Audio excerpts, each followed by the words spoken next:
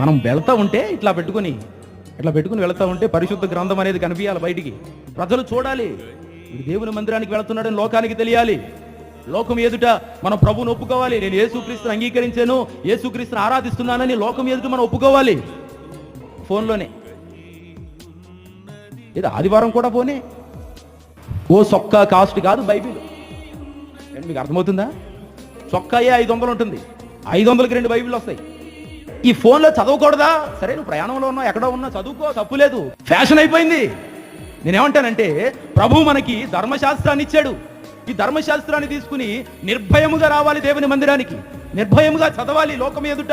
ఎందుకంటే దీనిలో ఏ పాపం లేదు. పాపమును గురించినటువంటి విషయాలు, పాపము చేస్తే వాని యొక్క భవిష్యత్తు ఏమైపోతుంది, వాడి జీవితం ఏమైపోతుంది అన్న విషయాలు దీనిలో లిఖితము చేశారు, కానీ పాపము దీనిలో లేదు. అందుకే దీనికి పరిశుద్ధమైన గ్రంథము అని పేరు వచ్చింది.